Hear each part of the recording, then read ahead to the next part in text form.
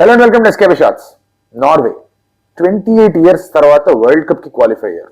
And qualify అవ్వడం మాత్రమే కాదు, they are now into the knockouts.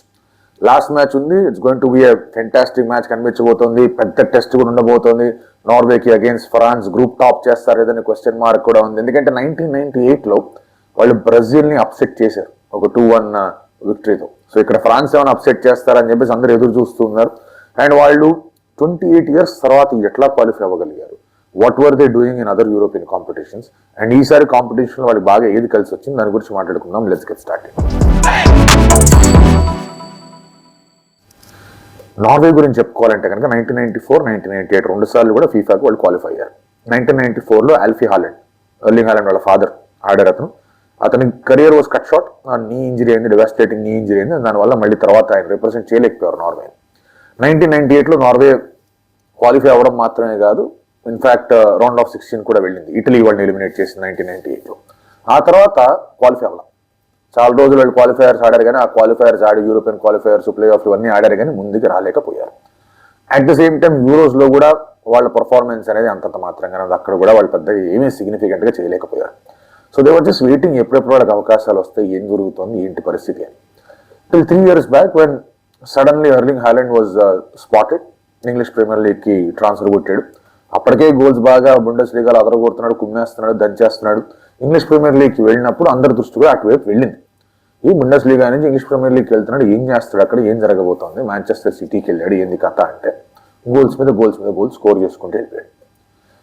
ఆ ఫామ్ని కెన్ ఈ replicate it for the national team అనేది ఇంకొక పెద్ద క్వశ్చన్. ఎందుకంటే చాలా మంది ప్లేయర్స్ క్లబ్కి వేరే లెవెల్లో ఆడతారు, కానీ వాళ్ళ నేషనల్ టీంకి ఆడడానికి కొంచెం ఇబ్బందులు వస్తాయి.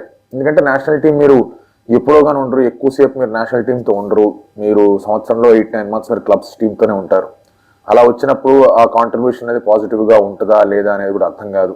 అండ్ వినీషియస్ జూనియర్ గురించి కూడా మనం అదే మాట్లాడుకున్నాం. ఇది బ్రెజిల్కి ఎప్పుడు కూడా అంత స్థాయిలో పర్ఫార్మెన్స్ రాలేదు. వినీ జూనియర్ దగ్గర నుంచి రియల్ మాడ్రిడ్కి మాత్రం అద్భుతంగా చేస్తాడు. But Haaland and nothing of it. ఈ వరల్డ్ కప్ క్వాలిఫైయర్స్లో ఎవ్రీ మ్యాచ్, వరల్డ్ కప్ క్వాలిఫైర్లో జరిగిన ప్రతి మ్యాచ్లో ఎర్లింగ్ హాలండ్ గోల్ స్కోర్ చేశాడు. మొత్తం క్వాలిఫైయర్స్ లిస్ట్లో గోల్ స్కోరర్స్ లిస్ట్ పెట్టుకుంటే కనుక కాన్మెబాల్ కానివ్వండి, కాన్కకాఫ్ కానివ్వండి, లేదంటే ఆఫ్రికన్ నేషన్స్ కానివ్వండి, యూరోపియన్ నేషన్స్ కానివ్వండి, ఎన్నిట్లో కూడా ఎవరు ఎక్కువ గోల్ స్కోర్ చేశాడు అంటే ఎర్లింగ్ హాలండ్ 16 goals స్కోర్ చేశాడు. 16 goals కొట్టాడు క్వాలిఫైయర్స్లో. మోల్డోవాకి అగేన్స్ట్గా అయితే 5 goals కొట్టాడు ఒకటే మ్యాచ్లో. అది వేరే లెవెల్ బీటింగ్ అయింది. 11 goals వచ్చేది వేరే విషయం, కానీ 5 goals కొట్టాడు. ఎవ్రీ మ్యాచ్ స్కోర్, ప్రతి మ్యాచ్ గోల్ స్కోర్ చేశాడు.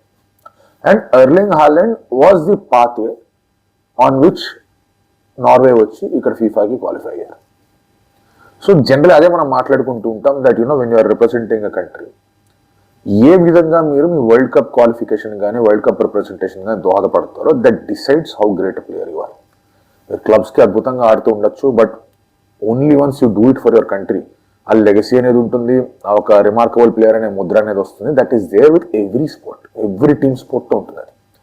బట్ పాయింట్ ఏంటంటే club footballs are actually tougher. ఎందుకంటే సీజన్ అట్లాంటిది, you have to play. Knockouts ఉండవు అఫ్ కోర్స్ అక్కడ, but you have to keep on playing. And నిన్నెన్నో గేమ్స్ ఆడాలి. 20 టీమ్స్ ఉంటాయి, వాళ్ళందరితో 2 సార్లు ఆడాలి. ఆ తర్వాత మళ్ళీ ఛాంపియన్స్ లీగ్లు ఉంటాయి, లేదంటే FA కప్లు ఉంటాయి, లేదంటే ఇంకేవో కోపా డెల్ రేలు, కోపా ఇటాలియాలు ఉంటాయి. ఇట్లాంటివి చాలా ఉంటాయి. So that is a tough season. But ఇక్కడ ఏంటంటే ప్రిపరేషన్కి అంత టైం ఉండదు మీకు నేషనల్ టీంలో. సో ఆ ఫామ్ని ఇక్కడ replicate చేసుకోగలగాలి.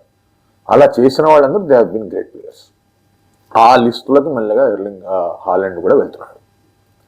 So we always talk about great strikers. మనం మెస్సీ గురించి మాట్లాడుకుంటాం, one of the greatest of all times అంటాం. ఆ తర్వాత అలాగే అదే రీతిలో మనం పెలే గురించి, అండ్ అలాగే అఫ్ కోర్స్ డియాగో మారడోనా గురించి మాట్లాడుకుంటూ ఉంటాం. అండ్ ఆల్సో జెనెడిన్ జిడాన్ గురించి మనం మాట్లాడుకుంటూ ఉంటాం. సరే, రొనాల్డో గురించి అది ఇప్పుడు కూడా మాట్లాడుకుంటూనే ఉన్నాం. And then also talking about Mbappe, man of world cups అంటూ ఉన్నాం మనం. సో ఆ లిస్టులోకి మెల్లగా ఎర్లింగ్ హాలండ్ వెళ్ళి చేరుకుంటున్నాడు. దానికి కారణం not just performing the qualifiers. ఆడిన 2 మ్యాచ్ల్లోనూ 2 బ్రేసులు కొట్టాడు. ఫస్ట్ మ్యాచ్లో కొట్టాడు, 2 goals కొట్టాడు. సెకండ్ మ్యాచ్లో 2 goals కొట్టాడు. So he has got 4 goals in 2 world cup matches. చాలా మందికి 4 goals కావాలంటే 2-3 వరల్డ్ కప్లు పడతాయి. అండ్ ఇలాంటి ఒక గోల్ స్కోరింగ్ రేట్ ఉండడం అనేది it is very very good. In fact Miroslav Klose 2002 world కప్లో మనం మాట్లాడుకుంటే కనుక హీ స్కోర్ 5 goals. ఆ తర్వాత 2006లో కూడా హీ స్కోర్ 5 goals. 10లో హీ స్కోర్ 4 goals, 14లో he score 2 goals, right? So ఇక్కడ హాలండ్ కూడా ఆ మొట్టమొదటి world cup representation he has every chance to score 6 goals. ఆ 6-7 goals స్కోర్ చేసే అవకాశం ఉంది. సో ఫ్రాన్స్తో మ్యాచ్ ఉంది. ఆ మ్యాచ్ ఏం జరిగినా కూడా రౌండ్ ఆఫ్ 32 మ్యాచ్ అయితే ఖచ్చితంగా ఉంటుంది. So he has 2 more matches.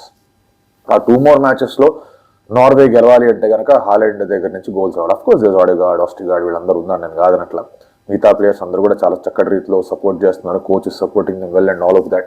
But నిజంగా మ్యాచ్ గెలవాలంటే you need your striker to be in good form.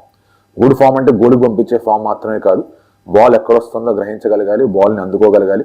And ఎవరైతే డెలివరీ పంపిస్తున్నారో అటు క్రాస్ కానీ, ఫ్రీ కిక్ కానీ, లేదంటే కార్నర్ కానీ, లేదంటే పాస్ కానీ, వాళ్ళతో సరైన రీతిలో సింక్లో ఉండాలి. And Haaland is doing it really well. పెద్ద ఫ్రేమ్ ఉంది తనకి, ఫాస్ట్ పరిగెత్తగలడు కూడా, ఎక్కువ వర్క్ రేట్, వెనక్కి ఫాల్ బ్యాక్ అవుతాడో లేదని క్రిటిసిజం తన మీద ఎప్పుడు కూడా ఉంది. But is always there when it mattered.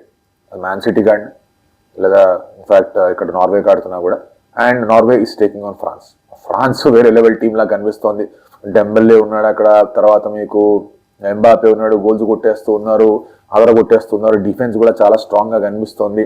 And they have won 2 games.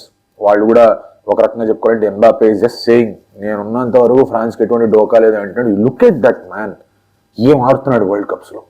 2018 అదరగొట్టాడు, 2022 ఫైనల్లో హ్యాట్రిక్ కొట్టాడు. అండ్ ఇప్పుడు he has got 16 goals. So తనకు కూడా record is on the cards.